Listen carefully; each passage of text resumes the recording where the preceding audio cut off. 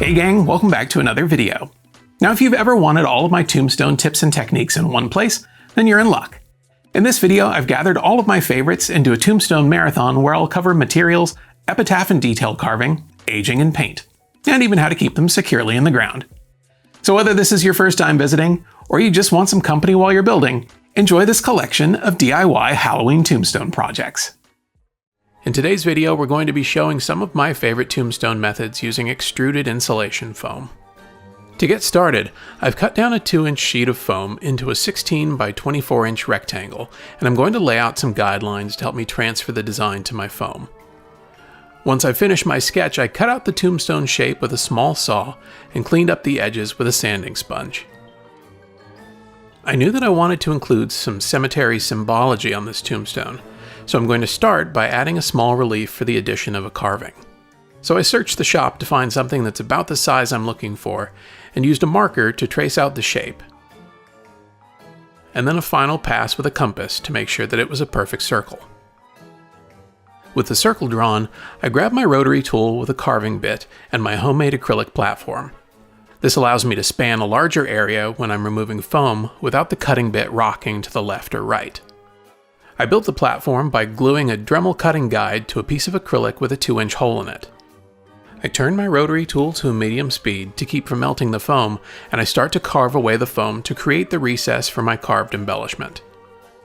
It's important to take your time, stopping frequently to clear out the bits of foam until you've removed all the foam inside of your circle.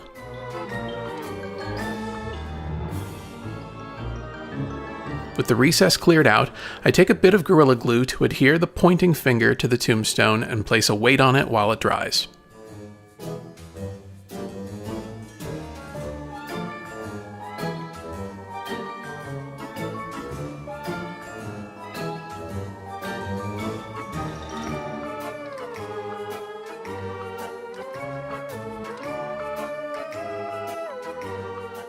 While I wait for the glue to dry, I cut out this epitaph on my vinyl cutter.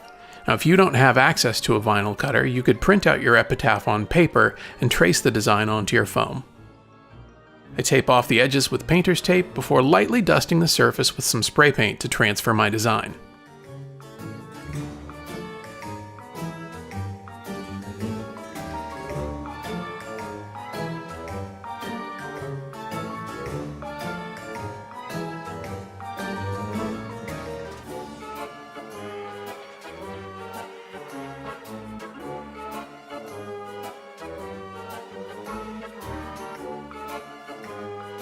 Once I've removed the stencil, I switch to a smaller bit to allow me to carve the more detailed letters of my epitaph. It's important to keep your bit depth to around 1/8 of an inch because any deeper will cause the foam to melt and collect around the bit. If you've never used the cutting guide attachment, you'll notice it has 2 windows, a small one and a large one.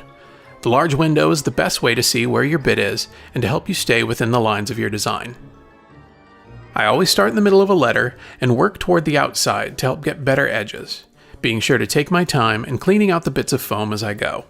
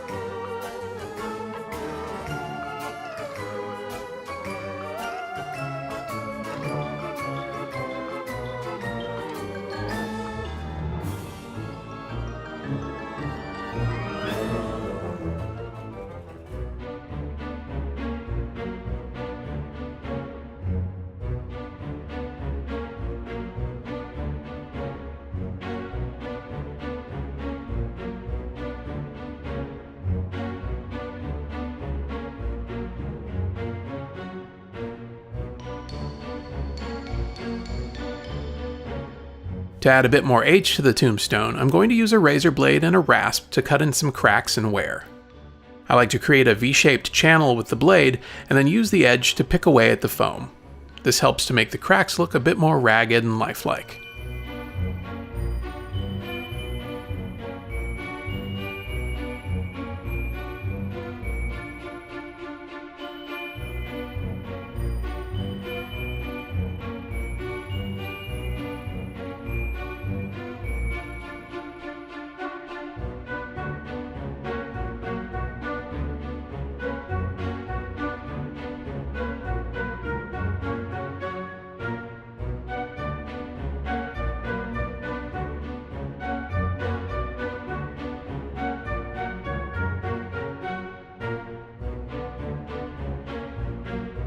With the carving and epitaph complete, I'm going to add some texture to the entire tombstone using a spray bottle of water and a blowtorch.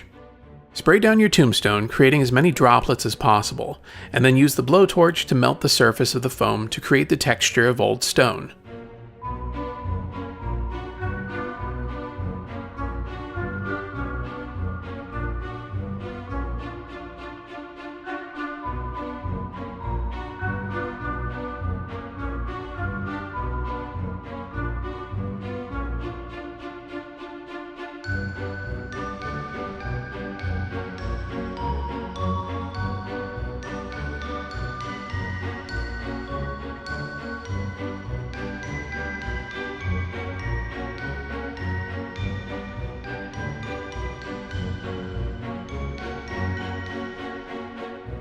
With the texturing done, it's time to coat the entire piece with a gray-tinted Drylock Original Masonry Sealer. If you can't find Drylock, you can achieve a similar look by adding playground sand into exterior latex paint.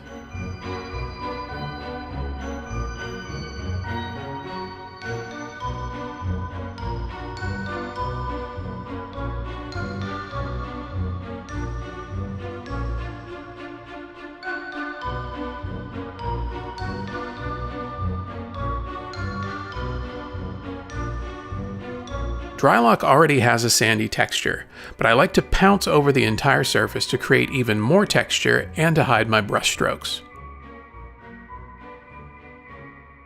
With the painting done, we can move on to weathering. For this tombstone, I'm using black and raw sienna acrylic paint for most of the grime and a moss green color to create some variation. You could also use brown, gray, or even white for this step. It's completely up to you and the look you're trying to achieve. I've thinned out my acrylic paint in water and will spray a wash of paint onto the tombstone, allowing the surface to dry between passes until the desired look is achieved.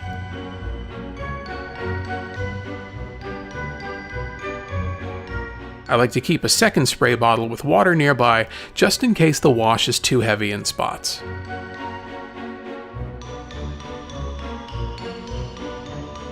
Oops, sorry about that. Looks like we're missing a clip where I filled in the epitaph with the paint left over from the spray bottle. At this point you can stop, but I like to do a light dry brushing with a lighter color to help soften the aging and give it a dusty, sun-bleached look. Really work the edges of the letters and any details you want to draw attention to. If you're new to dry brushing, start on the back side of your tombstone until you get a feel for it. Then you can move on to the front.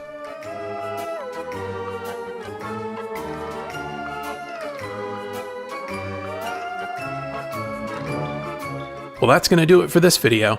If you'd like to see more videos like these, be sure to subscribe to the channel, like the video, and click the notification bell so you'll be alerted every time we upload a new one. And until next time, happy haunting.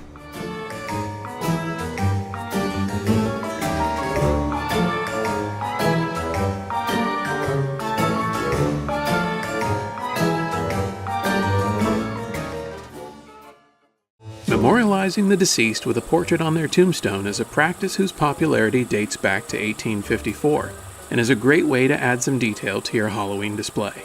In this tutorial, I'm going to show you how to make your own using a piece of wood, a printed photo, and a small picture frame. To get started, I've printed out this photo on standard paper and in reverse with my laser printer, and will cut it out. With the photo cut out, I'm going to coat the wooden oval with a thick layer of Mod Podge, being sure to get an even coat before applying the picture printed side down. The photo is printed in reverse because the Mod Podge will allow us to transfer the ink from the paper onto the piece of wood, and in the process, the image will flip back to its original format.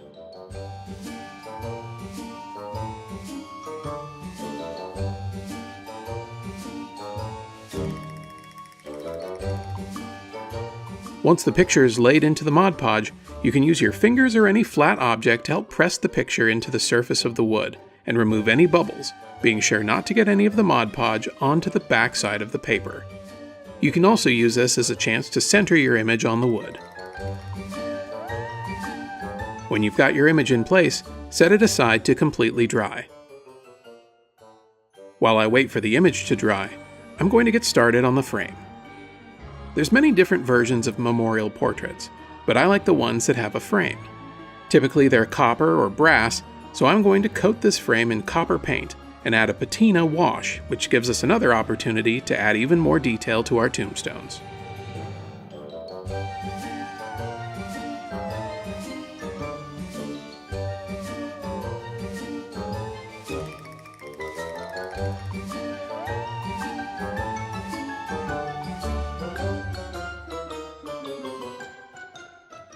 After a few coats of copper paint, I'm going to take some patina-colored craft paint and add it to a spray bottle of water, so that I can spray it over the frame and build up the patina. I like to start with it laying flat before leaning it against my makeshift easel so that I can get drips and pooling of the paint. Repeat this step until you're happy with the amount of patina and allow it to dry.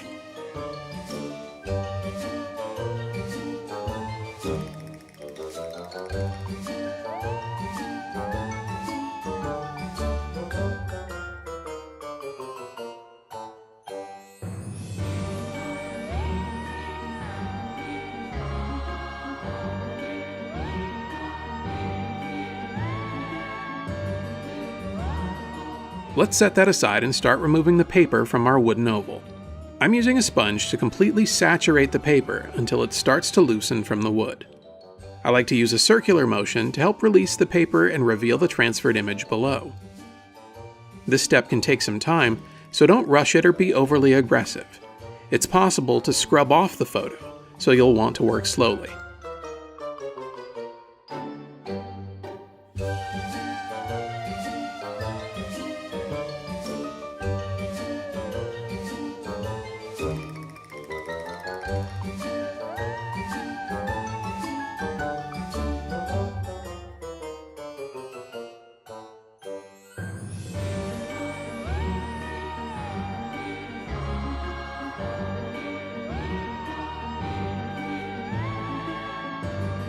I find that sometimes it's easier to get off the smaller hazy sections using my fingertips.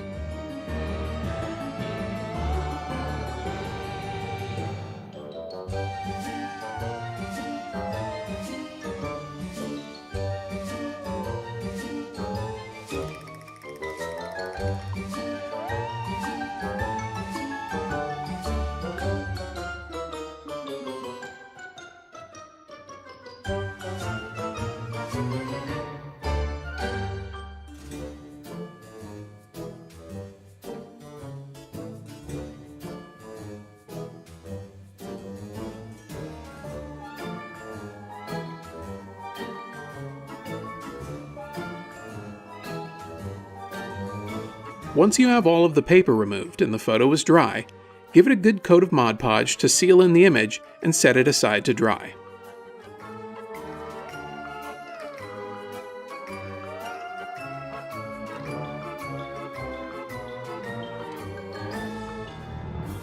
With our frame completely dry, it's time to seal in its paint with a bit of spray-on Mod Podge Ultra.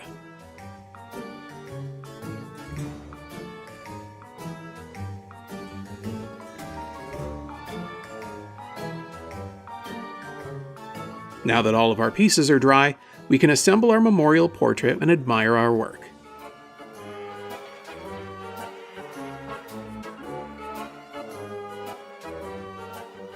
That's going to do it for this episode. If you want to see more tutorials like this one, be sure to subscribe to the channel, like the video, and hit the notification bell to get an alert when we put out our next one. And until next time, happy haunting!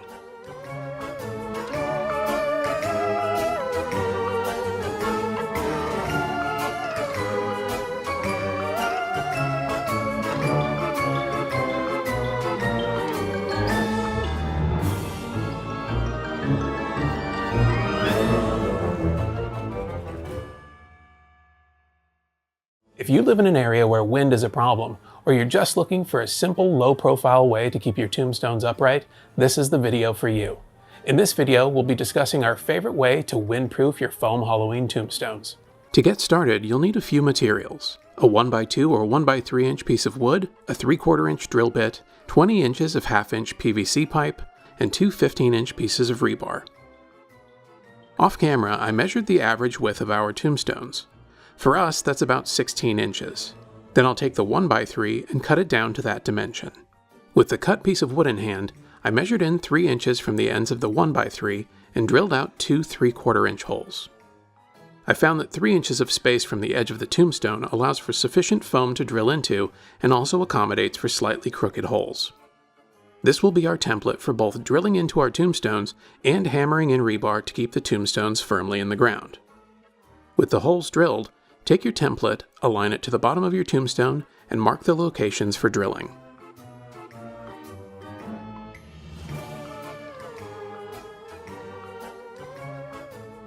Before we start drilling into the foam, take your drill bit and with a piece of tape mark off 10 inches from the tip of the bit to the shank. This will help to ensure that you don't drill any deeper than you need to. If your tombstones are shorter, you can adjust this depth. Slowly start to drill out the mounting holes. Make sure to keep the drill level from the front to back and side to side to prevent it from breaking through the face of your tombstone.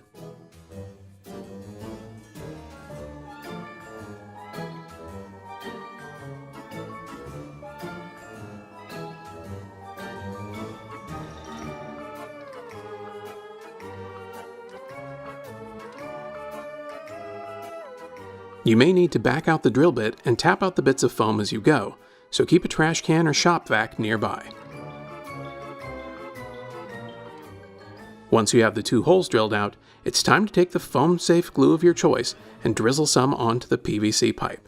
Then insert them into the tombstone, being sure to give them a twist to help disperse the glue and allow them to dry.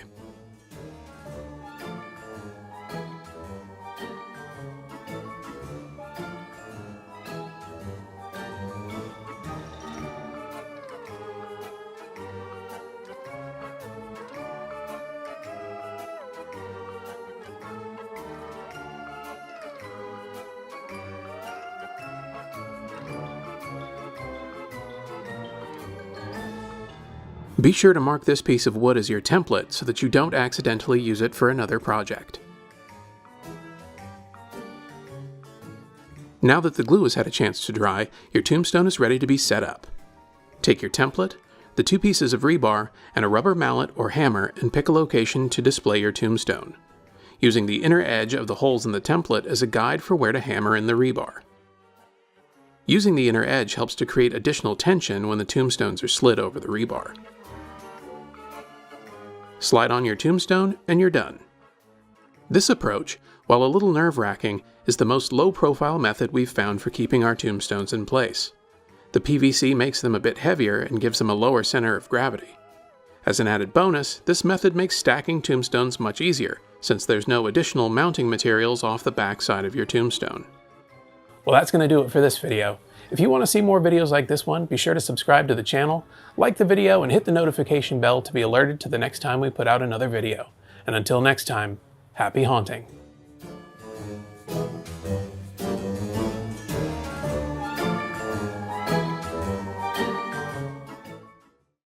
Tombstone carvings are a great way to add some much-needed character to an otherwise flat canvas.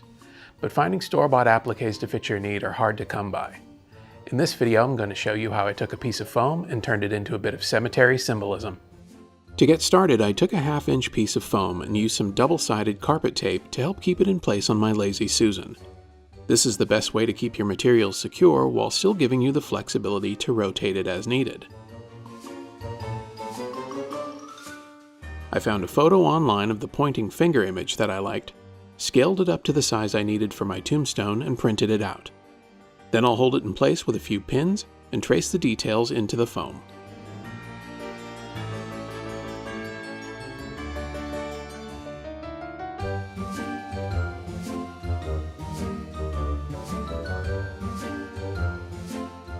Once I've transferred all the details, I'll go over those lines with a Sharpie to make them easier to follow.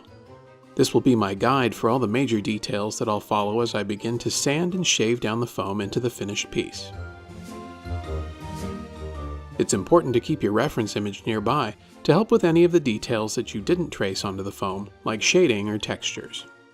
It's also great to have some kind of physical reference, in this case my own hand, to help inform any decisions about how deep to sculpt a particular feature or to answer questions that can't be determined from your reference photo. I'll start roughing out the shapes with a Dremel tool. This bit has a soft taper to it, so I figured it would help make the transitions look a bit more natural, but you could use a variety of Dremel bits for this passive carving. Once I had the larger details carved out, I decided to switch to a sanding stick to shave down the edges and add in the shallow recesses around the knuckles and in the palm. This is the most time-consuming part of making your own applique, especially if you're like me and you're not used to working at a smaller scale. But using the sanding sticks keeps you from removing too much material at once so that you can build in a bit of a safety net.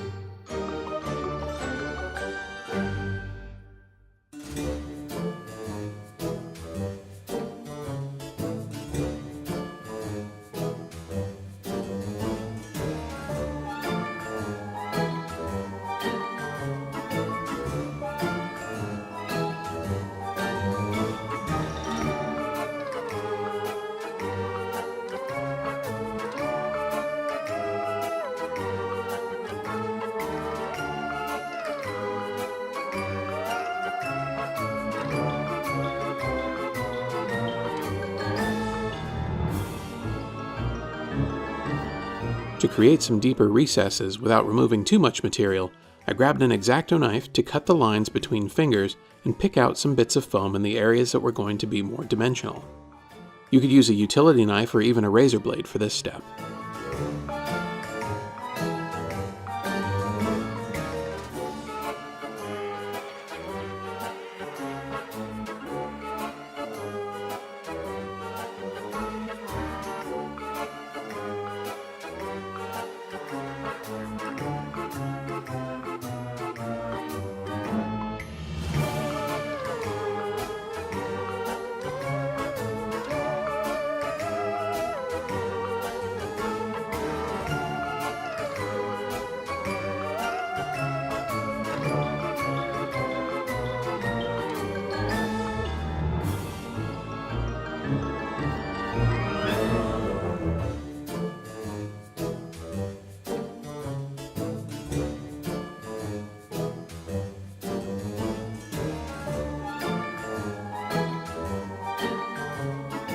As the shape starts getting more defined, you'll notice that I switch back and forth between all of the different tools to help refine each area, checking my reference image and my own hand to make sure I'm capturing all the details.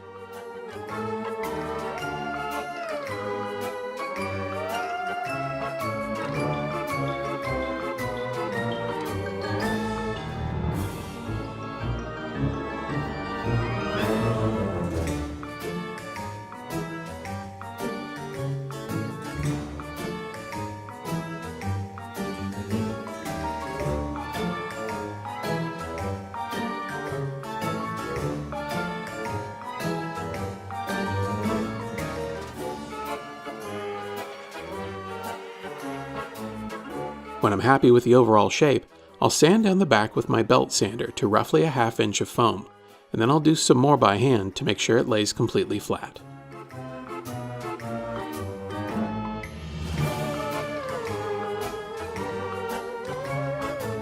Because this piece was going to be painted with Drylock, I knew that I didn't have to get too detailed with the sculpting. So when I felt like I had captured the important details, it was time to coat it with Drylock and call it done.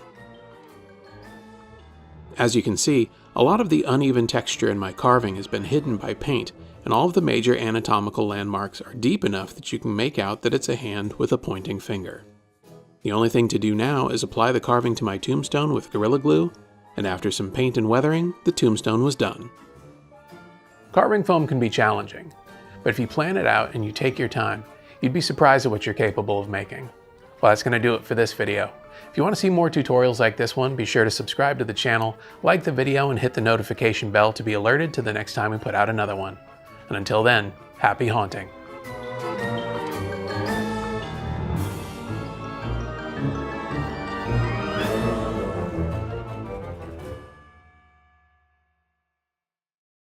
Hey guys, welcome back to another video. This week a viewer reached out to me about recreating one of the iconic tombstones from the Haunted Mansion Cemetery. And me being me, I gladly accepted. So let's get to the build. First off, I've imported a photo of the tombstone into Adobe Illustrator and have determined what the overall dimensions of the piece are based on my client's request. Once I've done that, I can create a grid which will help me to figure out how big the epitaph text needs to be. After a quick outline of the tombstone shape and manually tracing the epitaph, I'm going to export the epitaph in sections that will fit on my vinyl cutter, and will cut some stencils to help make the carving process go faster. My vinyl cutter has a maximum width of 12 inches, so I had to turn part of the epitaph to make it fit. The rest of it could be cut out normally.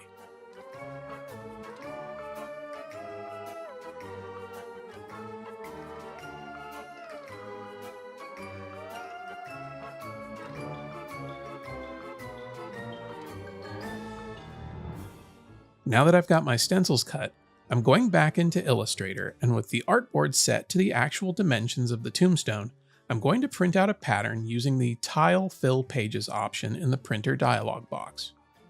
This will automatically cut up the image into multiple sheets, which can then be taped together to create my pattern.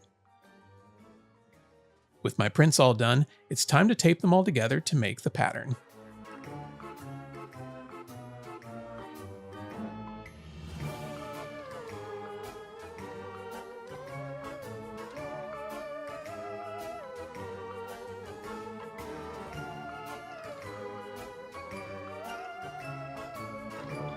Off camera, I glued two 2-inch sheets of foam together to get the correct thickness for this tombstone. I'll place the pattern onto the foam and trace the outline before cutting the straight edges with my pull saw and the curved sections with my hot wire tool. A bit of sanding to smooth out the edges, and then it's time to work on the base.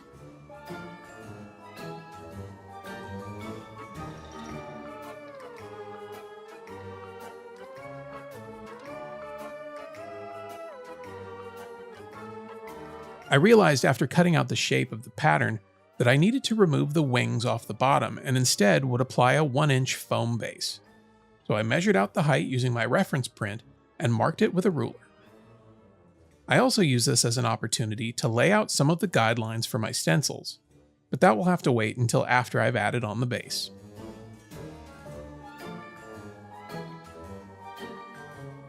I grabbed my hot wire table and set the guide fence to 7 inches, and then cut down my foam and added a slight bevel to the top edge with my sander. Then it was time to measure, cut, and glue the base onto the tombstone.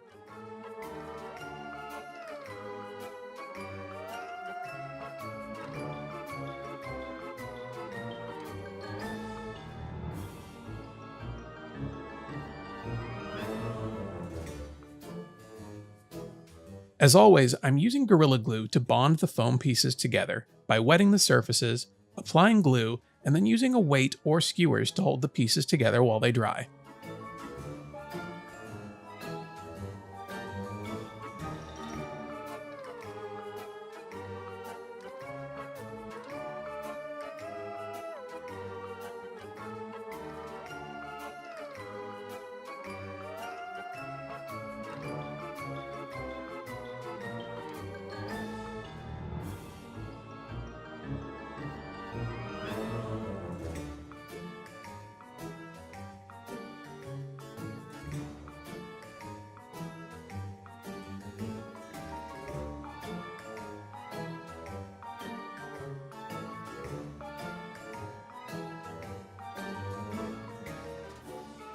I like to cut slightly larger than I need, so once the pieces had dried, I can grab my orbital sander to blend the edges perfectly flat.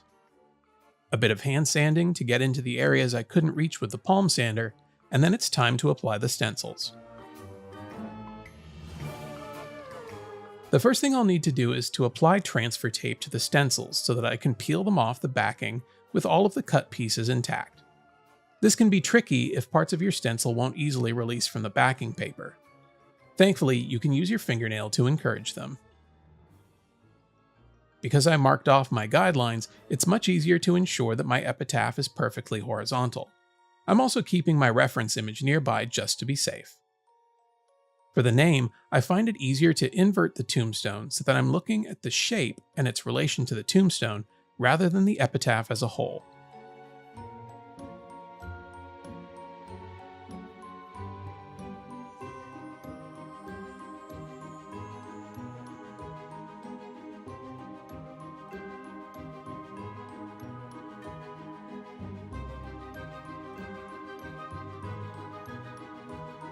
Once I've got all the stencils applied and have cut off any overlapping stencil material, it's time to dust the surface of the tombstone with some spray paint. You'll want to do this from a distance to prevent the spray paint solvents from melting the foam. When I've got all the lettering in the stencil painted, it's time to remove the stencil and expose the epitaph below, and we can get to carving.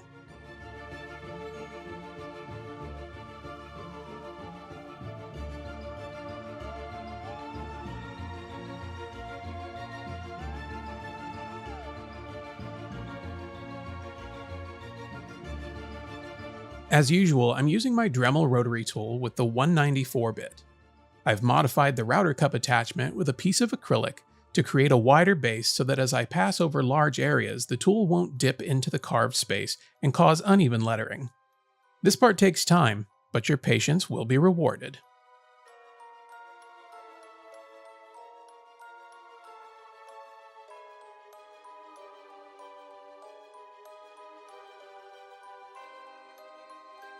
With the epitaph carved, it's time for some prep work before I can move on to painting.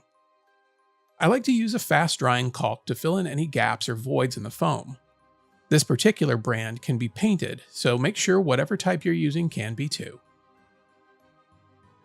Now that we've done all our carving, gluing, and prep work, we can move on to paint.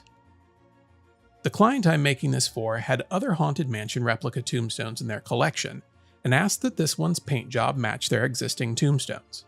So I'll skip the dry lock coat that I typically do, and we'll jump right into blacking out the epitaph with my airbrush. I'll start with the tombstone right side up, and then we'll flip it upside down to make sure I've got good overall coverage. Off camera, I painted the rest of the tombstone black, and now it's time to grab some white acrylic paint, a damp sea sponge, and my paint tray, and I'm going to apply a granite-like finish to the whole piece, being sure to blot some of the paint off the sponge to keep the application from going on too heavy. This can take some time, and it's important to remember to turn the sponge and flip it over so that you don't create any patterns in your finish.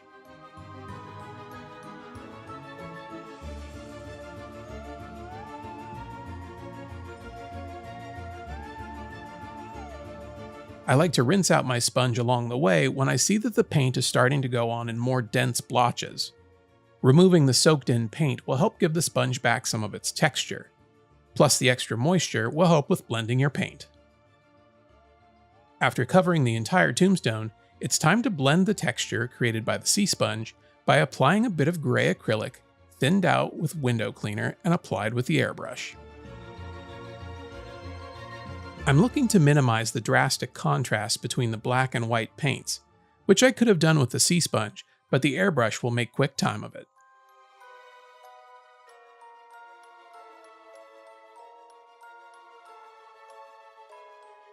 Once I was happy with the look, it was time for some beauty shots.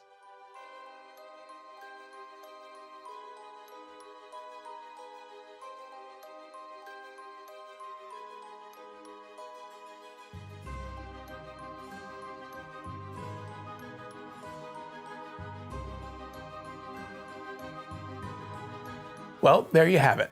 One Haunted Mansion Master Gracie tombstone replica. Be sure to check out our other video to see our more in-depth tutorial on how we make tombstones.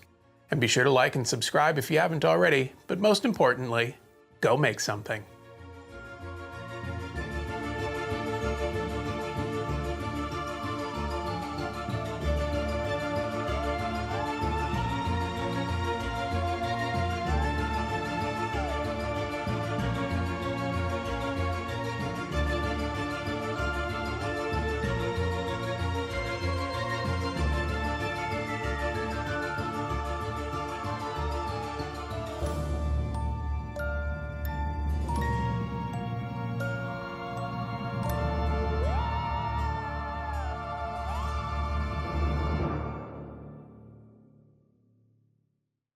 Hey gang, welcome back to another video. Now if you're anything like me, you've noticed that projections have shown up in haunts more and more frequently over the last couple of years. But the same question always remains. Where do you put the projector? Is it indoors? Is it outdoors? And if it's outdoors, where does it go? Well, I think I've got a solution for that. Let me show you what I mean. I was recently sent the new HP1 projector from the folks at AXA to check out, and I thought, what better project for a projector than a projector housing?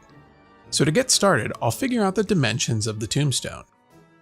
Since I may want to swap the projector for a light or something else in the future, I'm making the interior space larger than what's needed for this pocket-sized projector, but it basically breaks down to 4 parts: the lid, the front, the side, and the base. After a quick measurement, I could start figuring out how big this tombstone needed to be.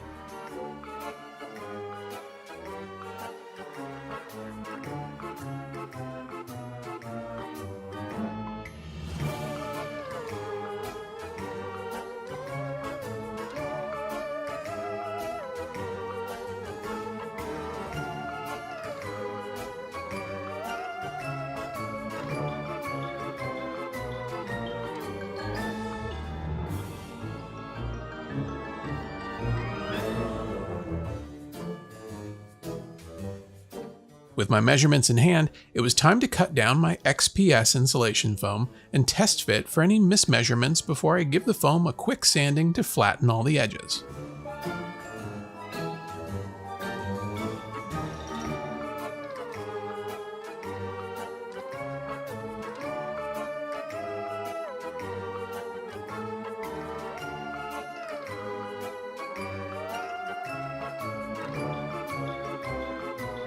Then it's time to spray down the surface of the foam with water, apply some Gorilla Glue, and use bamboo skewers to hold the foam in place while the glue sets up.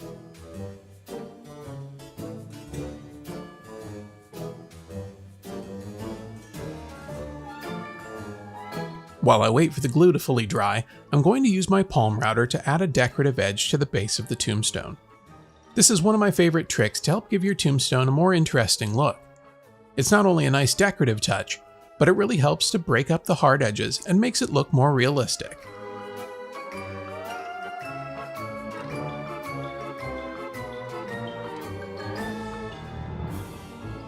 There were a few corners that I accidentally gouged with the router, so I'm going to use a razor blade to make those mistakes into a feature. I mean, every tombstone needs some aging, right?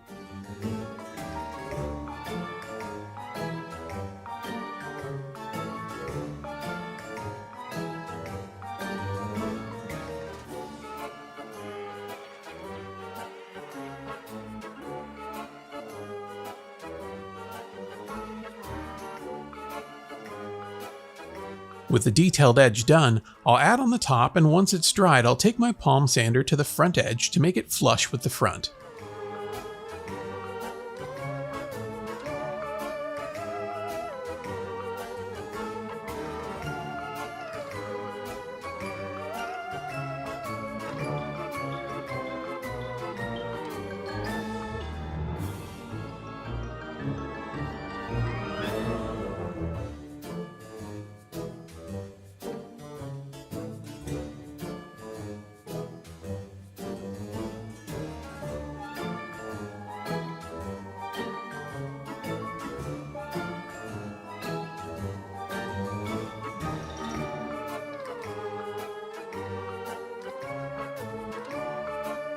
Then it's a bit of hand sanding to really smooth everything out, and I can call it a day.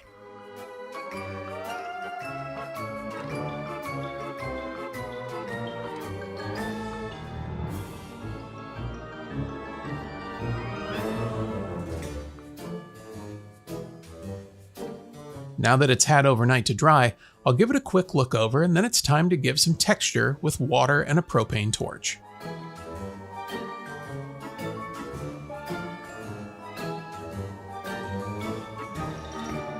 This is my favorite way to take a boring chunk of foam and completely change it into an old, eroded slab of stone.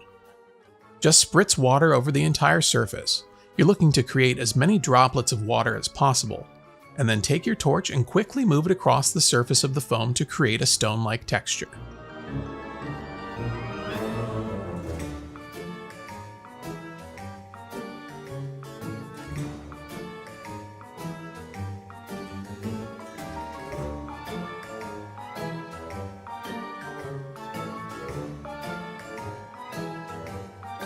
Once I'm happy with how it looks, it's time to glove up and grab some caulking to fill in any of the gaps in the foam.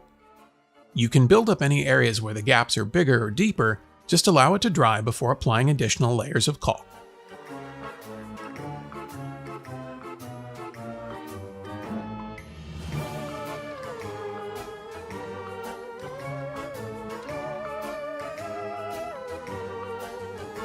With all the building done, it's time to get down to business and start painting. I'm using Drylock masonry sealer because it's weather resistant and has a sandy texture that resembles concrete. It's also thick enough to further fill in any gaps or seams in your foam. When I'm applying the Drylock, I like to paint a base layer, let that dry, then apply a second layer in a pouncing motion to build up the texture even more.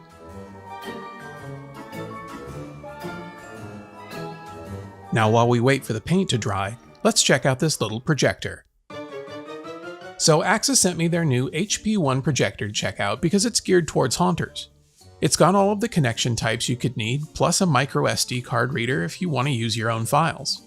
It's small, rechargeable, comes preloaded with a bunch of Spectral Illusions Halloween projection videos, but it's also a Bluetooth speaker.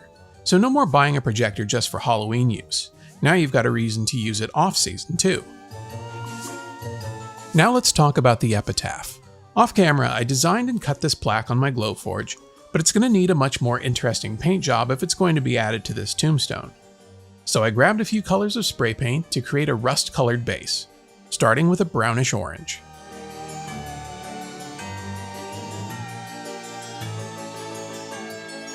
Then I added in just a hint of yellow, and then a bit of brown to give it some variation before using my blow dryer to speed up the drying process.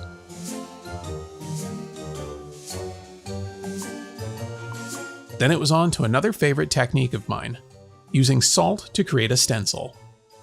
I'm using kosher salt and applying it randomly across this plaque.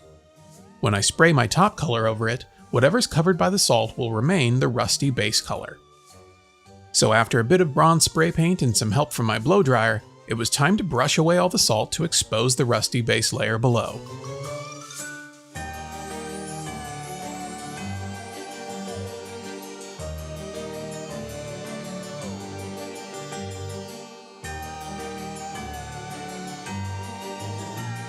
The next step is to add in a bit of depth with some brown wax paint. This helps to create the look of grime in the corners and can be randomly applied and worked around the surface with a brush. If you find it's too heavy in areas, you can blot it away with a rag until you're happy with how it looks.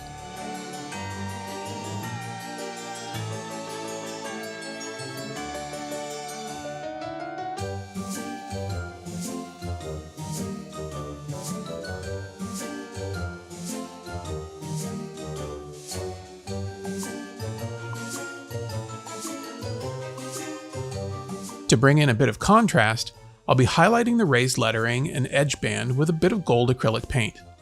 I'm not going for full coverage here, just enough to catch the light and help the epitaph stand out from the background.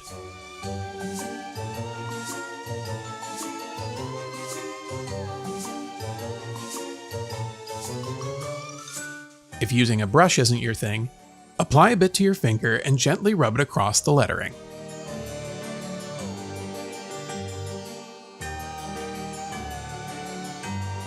The last touch for this plaque is to give it a whitewash. This will mute your paint finish, but it helps make it look like it's been out in the sun and the elements for decades and just adds a layer of realism to the finish.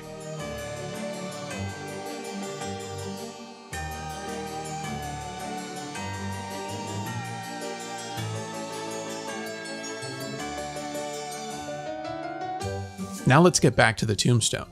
Off camera, I got to start on weathering using a mix of brown, black, and green acrylic paint mixed with water and applied with a spray bottle.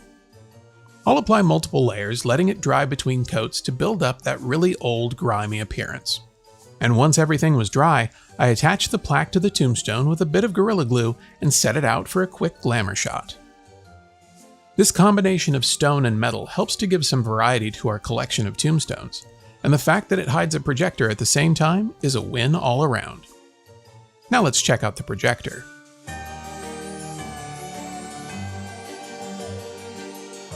The HP1 may not be the brightest, but that can sometimes be a positive.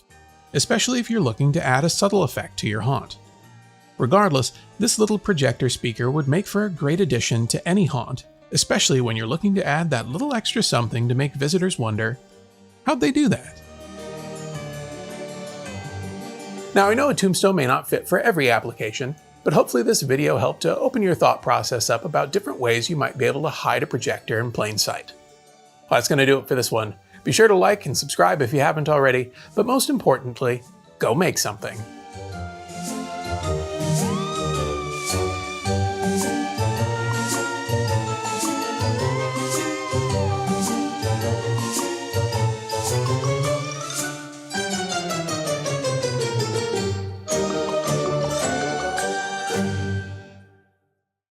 Hey gang, welcome back to another video. Now anyone who's ever tried to paint a foam tombstone with spray paint knows that it's a terrible idea. But what if we were to lean into that idea and instead use spray paint to carve a tombstone? Well, in this video, I'm going to find out exactly what happens. So let's get to it. After quickly typing up an epitaph and printing it out, I grabbed a sharp razor blade and a piece of scrap MDF to use as a cutting mat and got down to cutting out my stencil. Typically, I'd use a vinyl cutter for something like this, but just to make this as simple as possible, I figured I'd do it by hand. It's really important when cutting stencils to have a fresh blade. Anytime you have to force the blade is an opportunity to cut yourself. Trust me, I know this one from experience.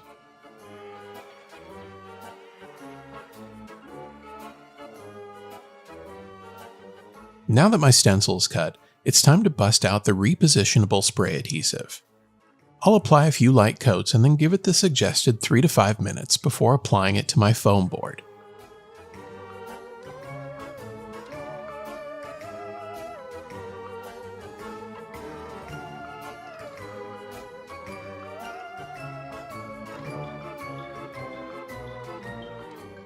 I grabbed a few pieces of scrap cardboard and some painter's tape to mask off the rest of the foam, and then it was time to grab some spray paint.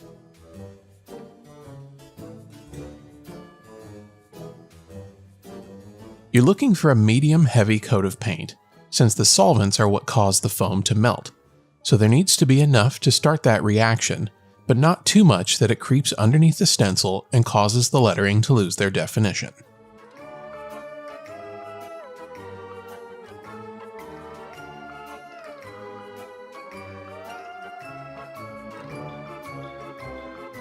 I found that using a hairdryer on the warm setting helps this reaction along, although once the paint is dried, you won't get as much melting action. So I highly suggest testing it out to get a feel for it before starting on your own project.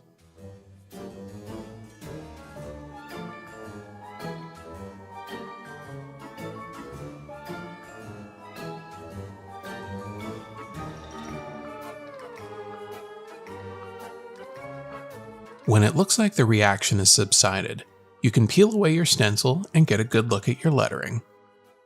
As you can see, the lettering is melted about 1/8 to 1/4 inch, and it's fair to say that it's inconsistent. But if you're shooting for an old, worn tombstone, this approach is a lot less time consuming than using a rotary tool or carving by hand.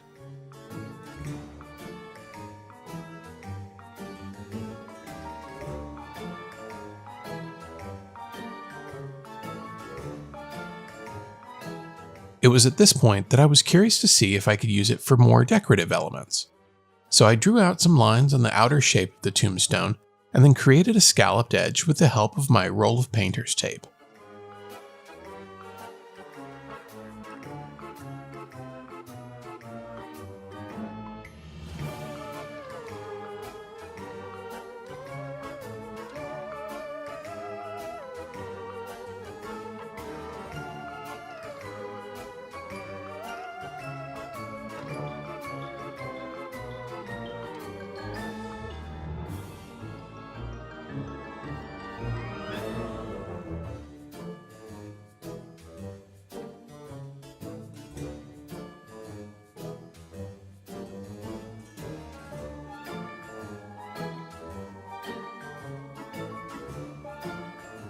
With all my lines drawn, it was time to mask it off, and then I can get to spray painting, repeating the process I used for the lettering until I've reached the desired look.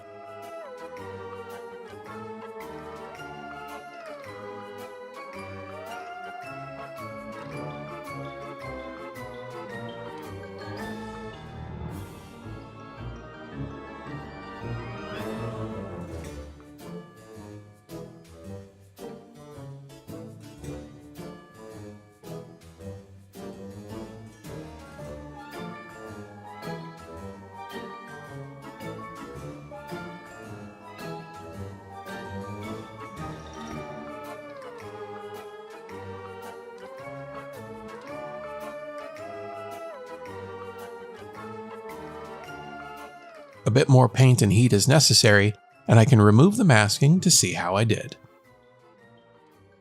Now I'd say this worked relatively well. Much like the lettering, and while it's not the most perfect looking tombstone, if it's for filler in your cemetery scene, this technique might just be the fastest way to get the job done.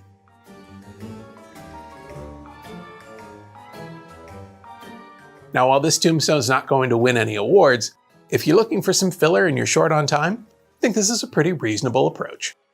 Well, that's going to do it for this one. Be sure to like and subscribe if you haven't already, but most importantly, go make something.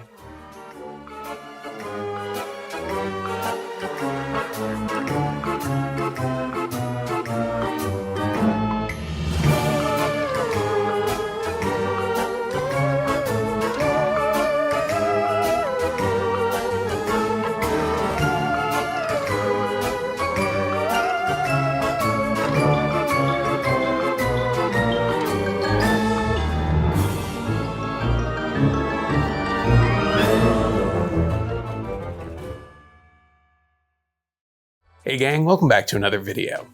Now, every now and again I'll see a photo from a cemetery that catches my eye, and most recently it was this one. A picture of a tombstone that had been broken at some point and had to be mended using some metal straps and tabs. Now I thought this would be an interesting addition to our already aging cemetery, and so that's what I'm going to build in this week's video. So let's get to it. Longtime viewers know that my preferred foam for tombstones is XPS insulation foam. So I'll be using this 18 by 24 inch piece and can get down to planning my design. I knew I wanted a simple round top like the inspiration photo, so I grabbed this galvanized tub that we had laying around and I used it as a template to create the top arch. Then I could connect my lines with a ruler and we'll trim it to its final shape. My handsaw only got me so far, so I threw some 60 grit sandpaper on my palm sander and smoothed out the cut edge of my tombstone. This 60 grit paper really makes quick time of the foam and is a must if you plan on making a lot of tombstones. Off camera, I typed up a basic epitaph and cut out a stencil using my vinyl cutter. This is my preferred method, but it can also be printed on paper and the letters cut out with a razor blade. Either way will work for this project. I just like how much of a time saver the vinyl cutter is. Now there should have been footage of what happened next, but there isn't, so enjoy this dramatic reenactment. I'm able to transfer my stencil by dusting the surface with some spray paint from about 18 to 20 inches away. This prevents the solvents from melting the foam and gives me a nice clean stencil that I can engrave with my rotary tool. And speaking of rotary tools, I'll be using mine with this tombstone engraving attachment that I've found to be really helpful, since it creates a wider base for the tool and ensures that all of your letters are the same depth. I'm also using a 1/4 inch carving bit, since I have plans for this tombstone that don't involve carving delicate letters. The only thing to do now is start carving.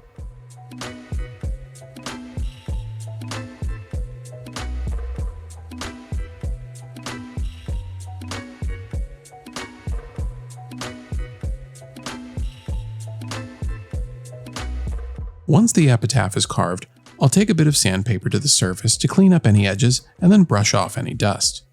This is a messy process, so any level of cleaning you can do along the way will be beneficial. Now comes the fun part. I'm going to split this tombstone into pieces. So I grab a marker and draw myself some guidelines, and through the magic of editing, in one overheated camera, I have my 3 pieces. But to really give them separation, I'm going to use a rasp to break up the edges a bit more.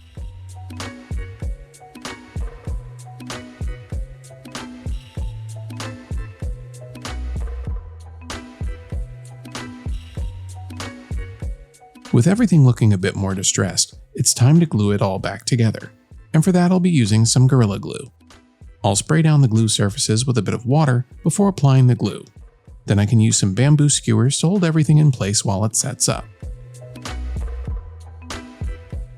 I'll also take this opportunity to rough up the outer edge now that everything is in its final position.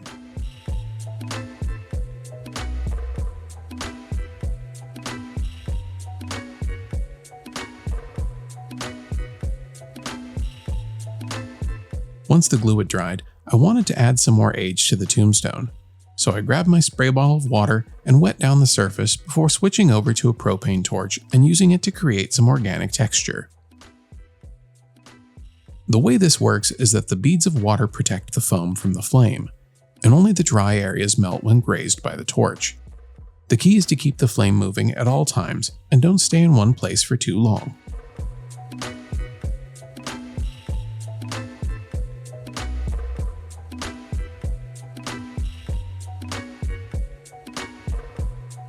As you can see here, this piece of foam had a seam in it, so I'll need to fill that before I can paint it, and for that I'll be using some paintable caulking. I like to run a bead of caulk along the seam, and then give it a light spray with water to help spread it around more easily, and then use my fingers to feather the edges out around the seam. Once the seam looks like it's less noticeable, I can set it aside to dry and switch gears to the metal banding portion of this build. I'll be using 3mm EVA craft foam cut at 2 inches wide for the outer band, but before I can add it to my tombstone, I'm going to give it a coat of rubberized spray so that the paint has something to bite into. When the spray is dry, I can switch over to a cinnamon-colored spray paint and give the band a light dusting to help simulate the look of rust. I'll follow this up with an aluminum spray paint to give it a bit more variation. It's really subtle, but I think it makes it look more interesting, even if it's not technically accurate. I'll set the band aside to dry and can start painting my tombstone. And for that I'll be using a bit of Flex Bond mortar with some gray latex paint at about a 50-50 ratio. This will give me good coverage and some additional texture, plus it'll really help to hide that seam line even further.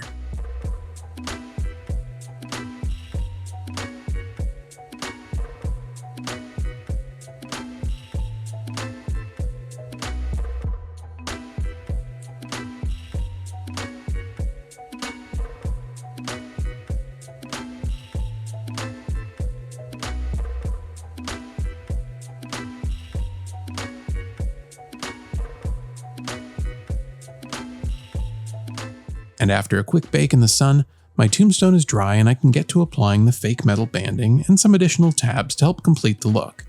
And for that I'll be using my Surebonder Cosplay Stick hot glue. Now I wouldn't typically use hot glue for this kind of application, but based on how well it did on another project, it's definitely a great solution for this type of work.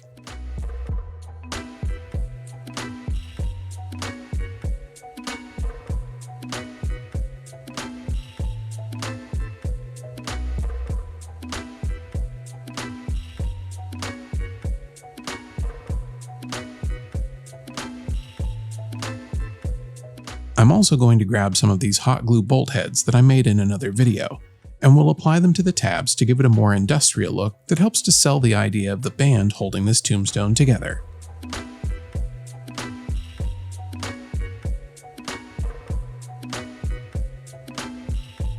Now that the assembly's done, I can move on to weathering. In a spray bottle, I've added some dark brown and black acrylic paint to water, and I'm spraying down the entire tombstone, trying to encourage drips and runs where I think they'd look most interesting. If you've never used this method, you may want to go light on your first pass and build up to your final look. And when I'm happy with everything, I can leave it out in the sun to dry. With the paint dry, I'll tackle the last part of this paint job, and that's filling in the epitaph. And for that I'll be using the same watered down brown and black paint that was in my spray bottle. That way I know the coloring will look right, plus the extra water in the paint will help it to flow into the recesses of the letters, which also means I don't have to be as precise with its application. You can basically just drip some of the paint off the tip of your brush into the letters and it will naturally spread out. This really beats doing it with just paint since the textured foam can be a challenge for a thin paintbrush.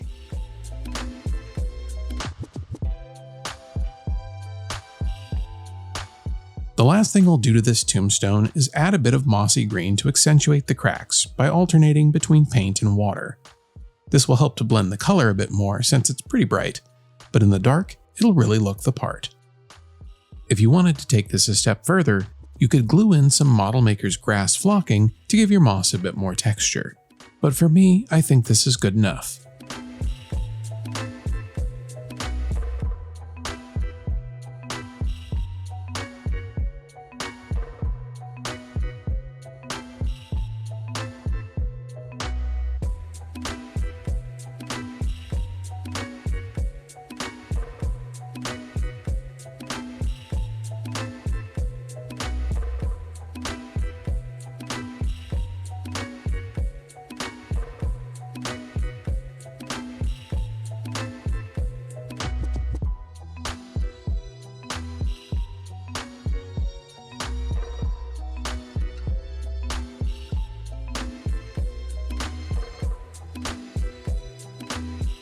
One of the things that's always drawn me to making my own tombstones was just how unique and personal you can make them, and this project was a prime example of that.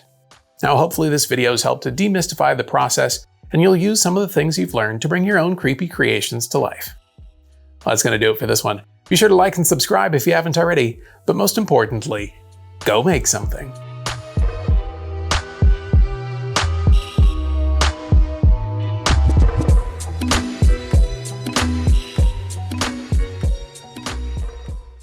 Hey gang, welcome back to another video. The weather's finally starting to warm up here in Los Angeles, which can only mean one thing.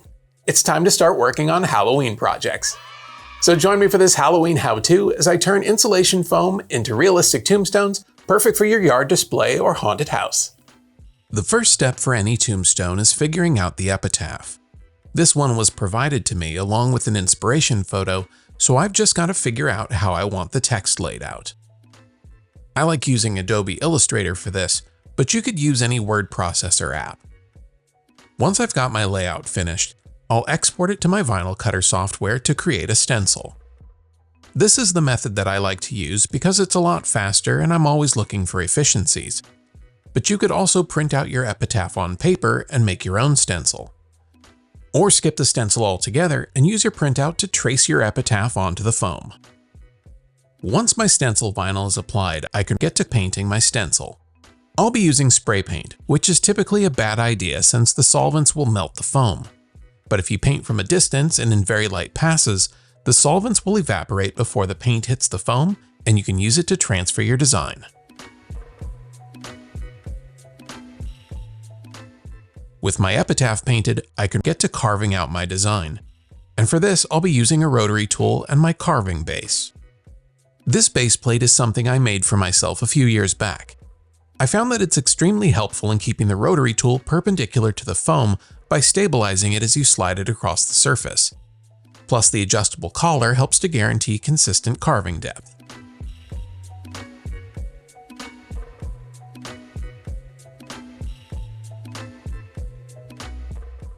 Once my epitaph is carved, I'll grab some 120 grit sandpaper to knock down any rough edges left behind by the rotary tool, and then I can move on to sketching out the top arch.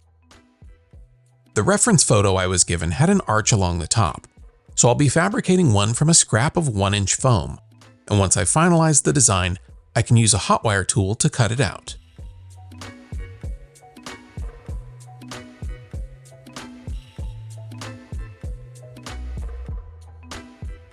I like using this hot wire table for as many foam projects as I can because it's less of a mess than using a jigsaw or a handsaw. It also allows me to get into tight corners that would be a bit more challenging with other methods. When I've got my shape roughed out, I'll grab my palm sander with 60 grit sandpaper and we'll start to refine the piece until I've got the shape I'm after. And I'll use my rasp on any areas where I need to remove a bit more material.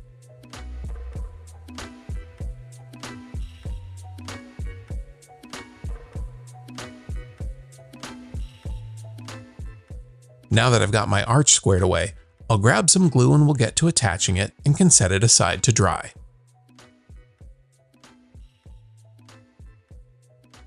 Because my epitaph is so big, I'll need to add foam along the bottom to have mounting points for the base pieces. So I cut a few chunks of 2-inch foam and we'll glue it to the bottom using a few skewers to help keep things in place while it dries.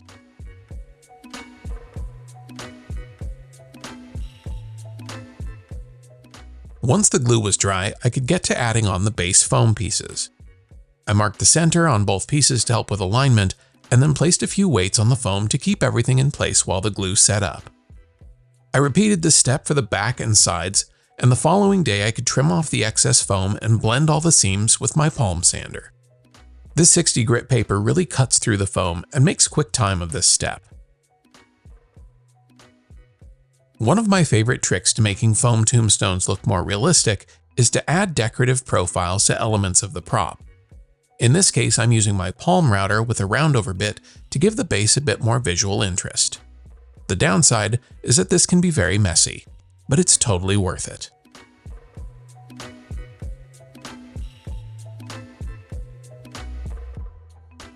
When I've routed my design all the way around the base, I'll switch over to a piece of sandpaper to clean up any uneven edges. The next thing I want to do is add some cracks. So I'll grab my razor blade and we'll draw out a few lines at 45 degrees to the surface of the foam. And then I'll flip the blade to the opposite 45-degree angle and we'll carve out a V shape. Then I can use the tip of the blade to pick out the foam and rough up any areas that may look a bit too intentional. I also like to drag the blade along the edges to give it a chipped out look. You can do as much or as little of this as you like, although I like to err on the side of less is more. It's also worth considering the date of the epitaph and how a tombstone of that age might look. Because this one is supposed to be from 1691, I figured I could be a bit more aggressive with the aging. Next up, I'm going to add some texture to the tombstone with a bit of water and a propane torch.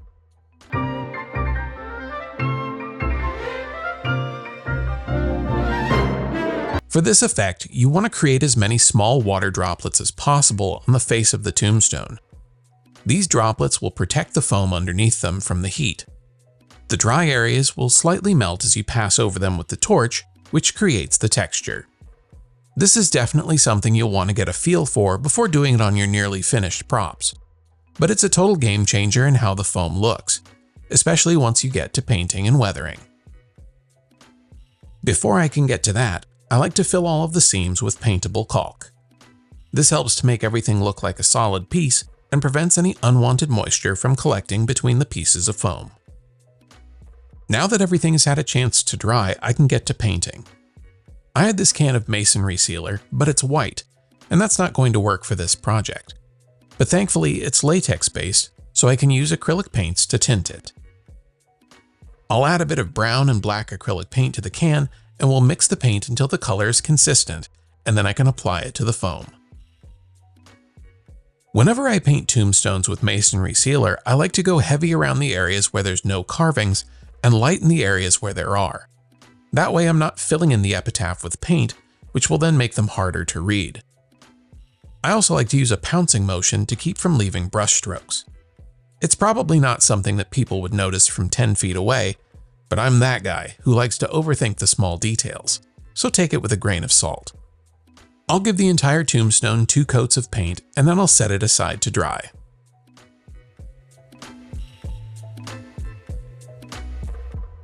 Before I get into the weathering stage of the build, I need to fill in the epitaph, and for that I'll be using a bit of science in the form of capillary action. Essentially, I'll be wetting down the epitaph and then dipping my paintbrush into the letters, which will cause the paint to flow into all of the recesses. Any paint that makes its way outside of the letters can be blotted away with a rag. This method doesn't completely black out the letters, but it does create a more natural aged look, which helps to sell the overall effect of an old tombstone.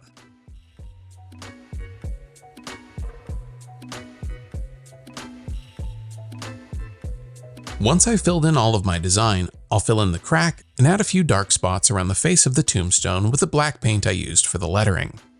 This will help to give the weathering a bit more dimension.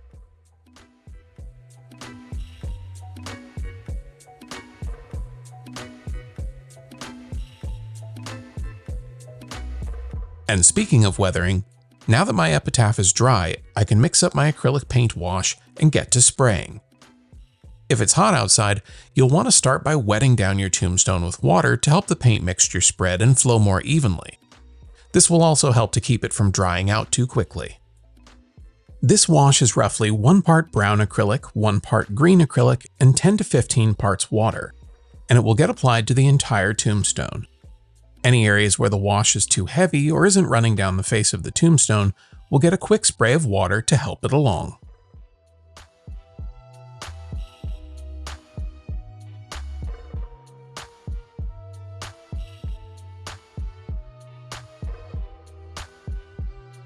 While I waited for the first pass to dry, I added a bit more black paint to my wash to darken it up, and once the tombstone was dry, I applied another layer of my paint wash to build up to my final look.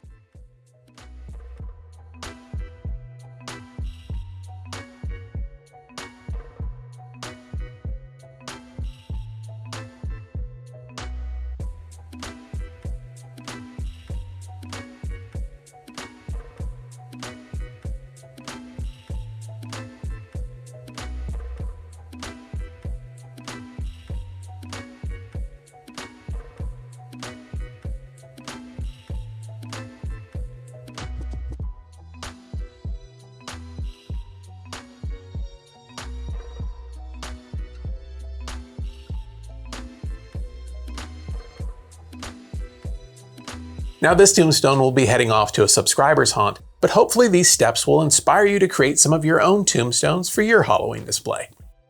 Well, that's going to do it for this one. Be sure to like and subscribe if you haven't already, but most importantly, go make something.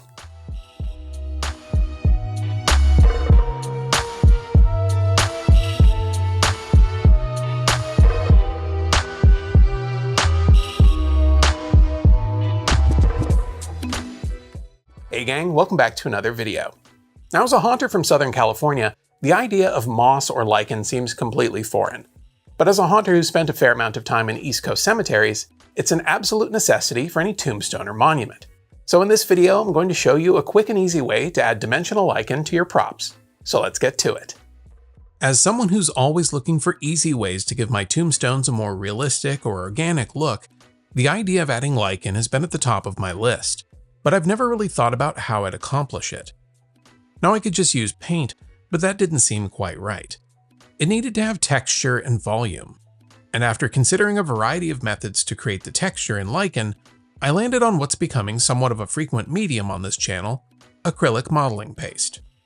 What's great about acrylic modeling paste is that it can be tinted with acrylic paints and will give them more body, which is exactly what I'm looking for to recreate the texture of lichen. I started by adding about a tablespoon of the modeling paste to a small container, and then a small amount of the lighter of my two yellow acrylic paints, and mixed them together until the color was consistent. Then I could get to application. There's a bunch of different types of lichen, but the one I'll be recreating, and the kind I think of whenever someone mentions it, is called crustose lichen. It has a tight, almost mossy look to it. So I'll apply the modeling paste and paint mixture using a stippling motion to try and recreate this texture.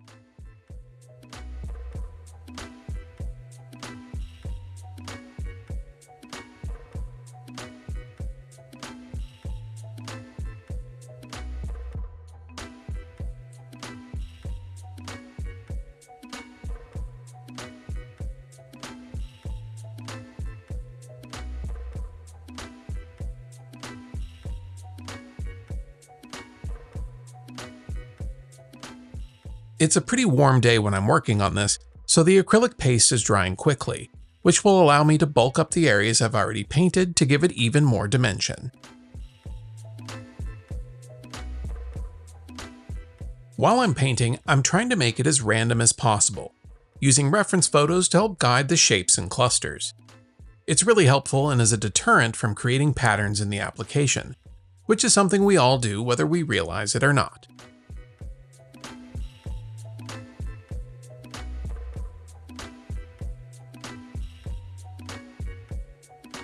For the areas that are a bit thicker, I'll use my heat gun to help speed up the drying process before moving on to the next step. Now that everything is dried, or at least dried enough to move on, I'll add a bit of raw umber to my light yellow and modeling paste mix. This will be the darker undertone of my lichen. Once the paint is thoroughly mixed, I'll start applying it just as I did the lighter color, but I'll only be applying it to the centers of the lichen patches.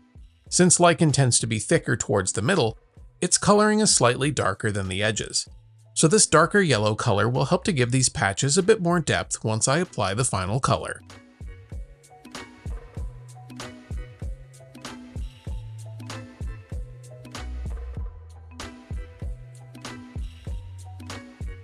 The final color in this process is a slightly warmer yellow that, when applied lightly over the top of the other two colors, helps to tie it all together. So with a small amount of paint on my brush, I'll stipple it onto the clusters to help blend the previous two colors while still allowing them to show through. This can take a little practice, so start light and build up to your final color.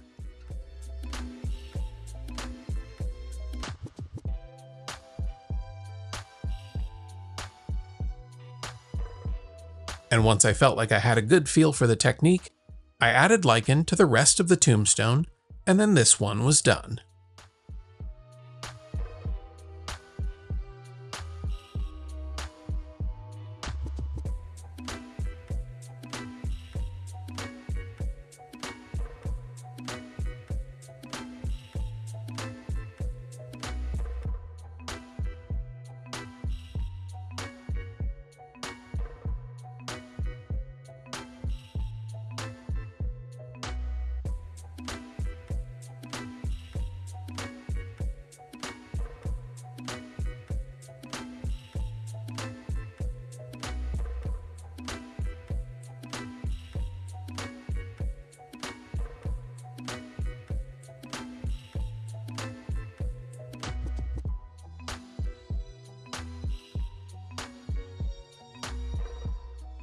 So there you have it. A quick and easy technique that can breathe new life into older props. And better yet, you may already have all the necessary supplies on hand. Now the only question is, how much or how little to get just the right look for your haunt? Well, that's going to do it for this one. Be sure to like and subscribe if you haven't already, but most importantly, go make something.